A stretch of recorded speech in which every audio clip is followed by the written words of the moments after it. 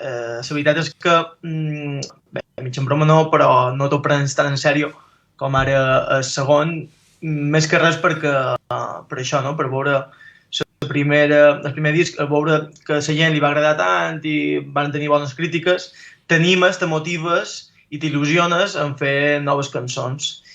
I ha estat un poquet el motiu. També jo sóc un cul inquiet en aquest sentit, que m'agrada quan una cosa tenc en el cap, m'agrada que surti ja. De fet, tenia pensat gravar-ho durant el Nadal passat, però per una cosa o per l'altra no ho vàrem fer.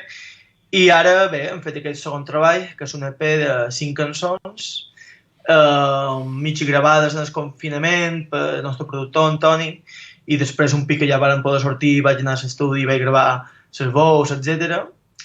I bé, supercontents, la veritat és que supermotivat perquè el resultat ens està agradant i espero que a la gent també li agradi, igual que a nosaltres. No, clar, és a dir, que si dius que el primer el vau gravar mig en broma i va tenir l'èxit que va tenir, si aquest vos hi poseu en sèrio, no? No sé, a on arribareu? Sí, perquè, bé, mig en broma, sí, perquè al final va ser un poc correnços, i com t'he dit abans, quan una cosa me fica en el cap, no tenc paciència, no soc una persona pacient, i no me pensava les coses dues vegades. Així com sortia, pues així la gravàvem i així va sortir. Clar, ara, després d'aquest any, jo sí que hi ha coses del primer disc que no els faria igual, però bueno, això supos que a tots els grups li passa. I res, sí que és veritat que en aquest segon disc ja han tingut molt més cura a cada cançó, el que volien transmetre, els instruments, l'estil, tot un poquet, no? Llavors, crec que en aquest segon treball fèiem també una passa més en quant musicalment i tot, o sigui, respecte al primer disc. Antoni Pastor ajuda molt en aquest cas, a fer aquest no canvi, però sí, no sé, sí. Aquesta nova serietat. Sí, Antoni, de fet, puc dir que està molt motivat i és molt difícil, no? Que una persona de la seva experiència i carrera estigui molt interessat en aquestes cançons i molt motivat. Té molta importància, ¿vale? En aquest segon treball és una superimportant perquè, de fet, els temes jo els vaig passar durant el confinament. M'agradava jo aquí tot sol en la guitarra i estàvem contínuament comunicats perquè ell, com que també forma part del grup, és un guitarrista del grup, pues anava començant a gravar des de casa seva el que finalment són els temes, no?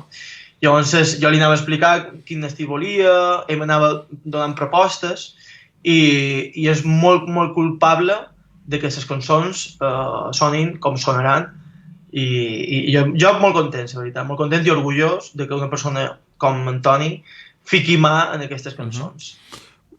Canvieu d'estil o tot segueix més o manco per escut? Bé, en quant a lletres, seguim en la nostra tònica, no?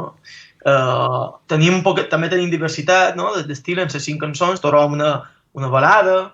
Bé, que aquesta balada sí que la varen gravar en el confinament, que és una cançó que vaig escriure per la meva neboda, que va fer un any i li vaig escriure per ella, ja que no la podia veure. El varen fer un vídeo que el varen presentar, però ara ja l'han gravada bé, no? L'han gravada a l'estudi com toca. I després les altres, bé, podem trobar una cançó d'estiu molt fresca, molt també agradable. Després tenim una altra cançó més per ballar, molt de ritmes, i altres 2 cançons més alternatives, més un rock potent i també per ballar, no? Musicalment hem fet una passa endavant. Però a les lletres, més o manco, tenim una cançó en lletra reivindicativa, que jo sempre m'agrada escriure per crear un poc de consciència, i les altres, bueno, ja t'he dit, continuem un poquet en la mateixa tònica, que és el que també ens diferencia o ens caracteritza a nosaltres.